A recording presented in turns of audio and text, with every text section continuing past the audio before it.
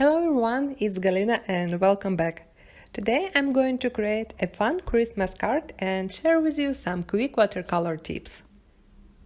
I start by cutting out a white watercolor panel and a red frame using two biggest dies from Dotted Patterns set number 4. I will only use these two dies from the set, and a little bit later I will cut out a gold inner frames. I cut this red frame at the start because I will use it as a guide to know where to stamp my images. I put my panel inside of the MISTI stamping tool and I'm going to secure the red frame with a piece of washi tape.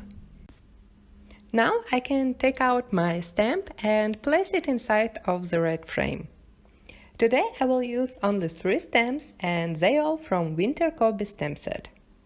At first, I'm stamping pretty Christmas tree with archival black ink.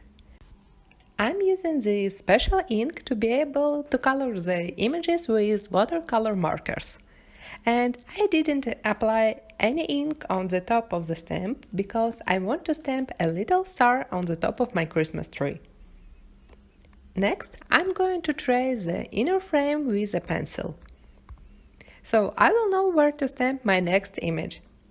I'm going to create a pattern with those tiny lights and I'm going to rotate the stamp to create a background.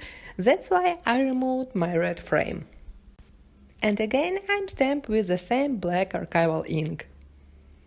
To color my card, I'm going to use few watercolor markers from Arteza. You can use any watercolor medium you may have. I pick Arteza markers because they have a super intense and bright pigment and I can get a bright color on the paper only with one layer of paint. That will be very helpful when I will color the tiny lights. So I picked 2 shades of green for my tree and I'm going to color from the lightest shades to darkest. I apply ink only on edges to create a light spot in the center. With my darkest green marker, I made in shades on the tree edges. And I'm blending 2 colors just a little bit to create a nice gradient. I colored a star only with 1 yellow marker, and also I put a little bit of yellow ink on the tree to create kind of glowing effect from the star. Also, I'm going to create such glowing effect around all these tiny lights. I simply color them with 1 marker and then I wash out the color with my water brush.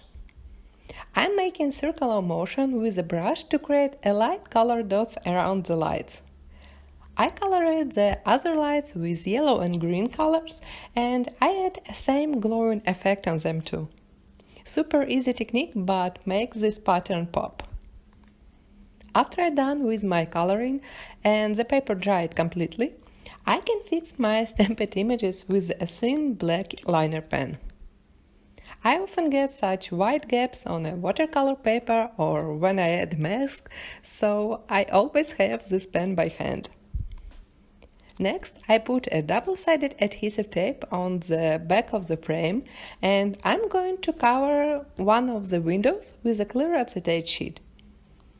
I have a few small leftover pieces here, so I will use them. And I'm going to cut out any excess with scissors. So here is a frame with a 1 covered window. Inside of this little window I'm going to create a snowball shaker using few different crystals and sequins. I found in my stash these teeny tiny snowflakes from Studio Katia. I totally forgot about them.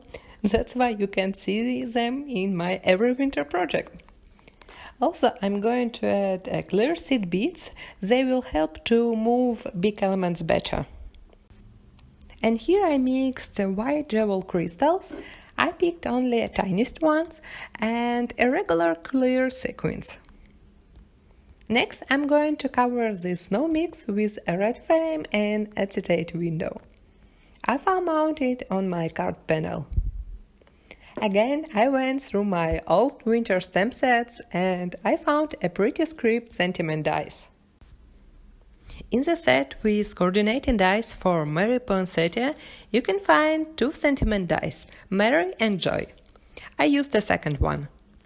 I cut out the sentiment from a gold glitter cardstock and I adhered it to the little piece of vellum. I will later change my mind and the color of the sentiment, but now I found mount it on my panel. I cut out a gold frames using a same big frame die from Dotted Pattern set number 4 and I adhered them inside of the red frame. And I was feeling like something is missing and I decided to add a same thin gold frame around the red one. You can cut out it from the cardstock and trim off the excess, but I have these pretty peel-off stickers for a while and I want to finally use them, so I simply stick those stripes around the red frame. After that, I decided to cut out one more sentiment, but this time I cut out it from a black glitter cardstock. And I adorn it over the gold die cut, and I leave in a gold shade behind the black die cut. And now I can attach the panel to the card base. I prepared a light beige card base in a regular A2 size, and I'm adhering the card panel with a liquid glue. I love my finished card with a shaky window. This Christmas tree is covered with beautiful snowflakes and I can just sit and play with this card all day long, at least until I will send it out. Thanks so much for joining me today. Full supply list you can find in the video description below. Have a great day and I will see you soon. Bye!